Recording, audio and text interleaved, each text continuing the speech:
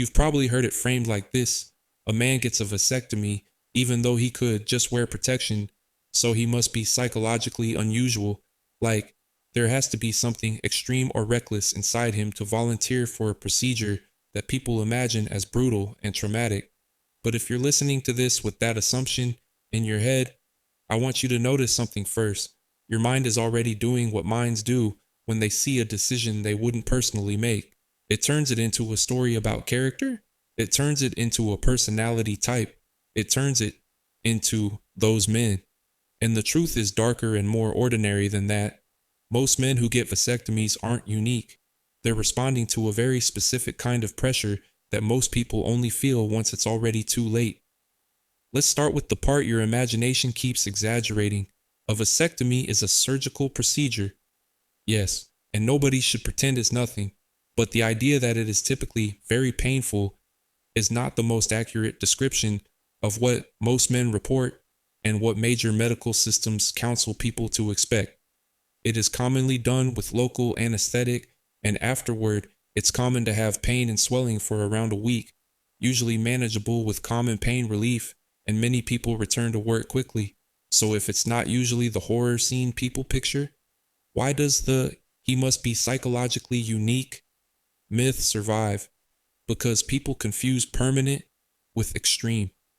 A permanent decision feels scarier than a repeatable one.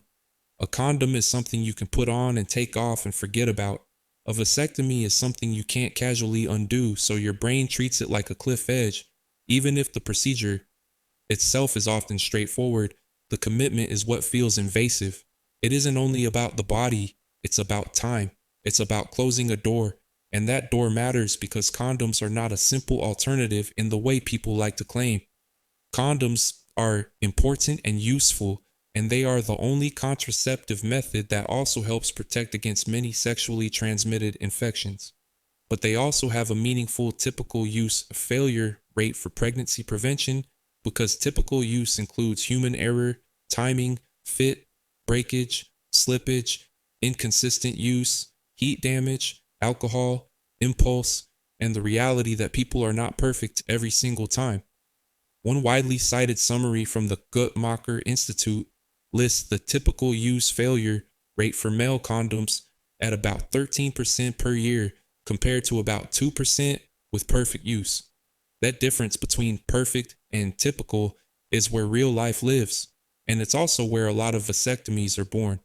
If you're the kind of man who chooses a vasectomy, psychologically, you may be the kind of man who hates gambling with consequences that could reshape your entire life, not because he's fearless, often because he's the opposite.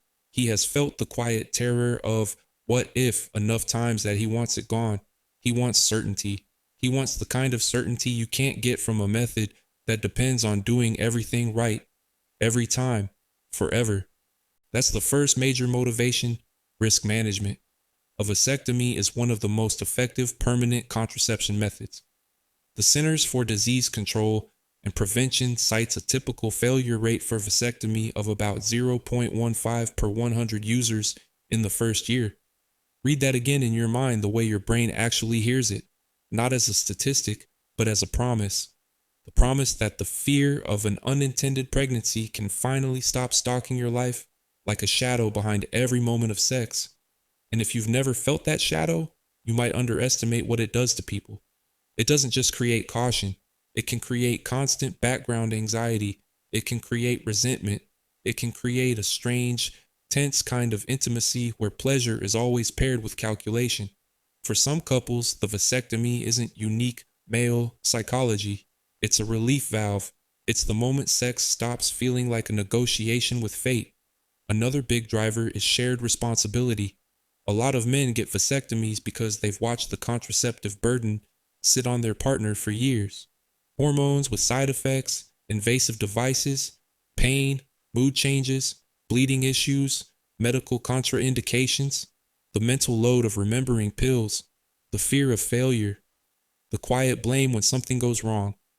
In qualitative research on men's perspectives around male contraception and sterilization, men often describe vasectomy as a positive reflection of identity and responsibility. And past research summarized in that work notes common reasons like preferring vasectomy over other methods and not wanting future biological children. In other words, some men do it not because they're indifferent to pain, but because they're no longer comfortable watching their partner carry all the risk. Now let's address the part nobody likes to say out loud. Sometimes it's about control, but not in the sinister way people assume. It's about controlling a life trajectory. A condom controls a single encounter. A vasectomy controls your future. It's a decision that says, I'm done leaving this to chance. And if you're the kind of person who gets calmer when life is locked into place, a vasectomy can feel psychologically clean. It's a hard line. It's a boundary. It's the removal of an entire category of uncertainty. That's why it can be especially appealing to men who are done having children or who are certain they do not want children at all. The phrase family complete shows up constantly in clinical and cultural discussions for a reason. Once a man genuinely believes the story of his life is set in that direction, accidental pregnancy doesn't feel like a surprise. It can feel like a threat to everything he built. When you understand that, the procedure stops looking like pointless suffering and starts looking like an attempt to protect a life that finally feels stable. There's also a practical reality that people dismiss too easily. Condoms can change sensation, arousal, and spontaneity for some couples, and for others, they create constant interruptions that quietly erode desire. That doesn't mean condoms are bad. It means a lot of adults, especially in long-term relationships, are searching for a method that doesn't require performance and preparation in the most intimate moments. A vasectomy can become the psychological permission slip to stop turning sex into a checklist. But not everything here is clean and noble. Sometimes the motivation is darker. Sometimes it's the fear of being trapped, fear of a partner changing their mind, fear of legal or financial consequences, fear of losing autonomy. A vasectomy can function like an internal lock on a door that someone else might try to push open. And if that sounds cold, it can be, but it can also be the aftermath of watching friends and family go through chaotic breakups, co-parenting battles, or relationship collapses that began with an unplanned pregnancy. Misanthropy about romance doesn't always show up as hatred. Sometimes it shows up as sterilization. Now here's the part that matters if you're listening with a skeptical mind. Vasectomy is not risk-free, and not everyone who gets one ends up happy. There are recognized complications. The American Urological Association notes that rates of surgical complications, such as symptomatic hematoma and infection, are about 1 to 2%, and there is a real uncommon condition called post-vasectomy pain syndrome, involving persistent pain that can affect quality of life. Mayo Clinic describes it as chronic testicular pain that persists beyond 3 months, and the AUA guideline summary notes that persistent pain affecting quality of life is typically reported in around 1 to 2%. So if you're thinking, see, that proves it's extreme, slow down. Risk does not automatically mean irrationality. It means trade-offs. People accept risk every day when they drive, when they have surgery for non-life-threatening conditions, when they take medications with side effects, and when they choose pregnancy itself. What makes vasectomy psychologically interesting isn't that it has risks, it's that some men decide the ongoing risks of typical life contraception, anxiety, and potential unintended pregnancy feel heavier than the one-time risk of a procedure. And yes, some men regret it. A review in the medical literature notes that most men are satisfied, but approximately 6% seek reversal, with factors like younger age, relationship changes, and chronic pain contributing to regret. That's not nothing. That's the shadow behind the decision. When you close a door, life has a way of testing whether you meant it, but regret cuts both ways. There are also people who regret not taking permanent control sooner, after an unplanned pregnancy reshapes their life in ways they cannot undo. That regret isn't measured as neatly in studies because it's harder to label, harder to confess, and easier to hide behind "it just happened." A vasectomy, psychologically, is often a refusal to let "it just happened" write the next chapter. There's another misconception that needs to die quietly. The idea that men who get vasectomies are replacing condoms universally. A vasectomy does not protect against sexually transmitted infections. Condoms are still important for that protection, especially with new or multiple partners. So the typical psychological profile of a man getting a vasectomy is not reckless. Often it's the opposite. A man in a stable relationship, done having children, trying to reduce pregnancy risk within that context. When someone frames it as why not just wear protection, they're often mixing two different problems into one.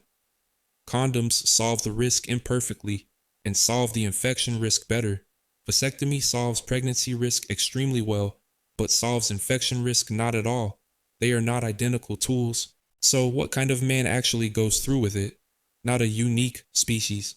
More like a man who has crossed a psychological threshold. He has decided that the anxiety, negotiation, and responsibility of ongoing contraception is no longer tolerable, and he's willing to accept a controlled medical discomfort to remove a long-term uncertainty. He might be motivated by care for his partner, by fear of an outcome he cannot accept, by a desire for sexual freedom within commitment, or by a deep need for closure. And if you're watching this as a man considering it, here's the eeriest part. The decision is rarely about sex. It's about identity. It's about whether you see yourself as someone who leaves big outcomes to chance or someone who takes responsibility for them. It's about whether your future feels open and playful or fragile and expensive.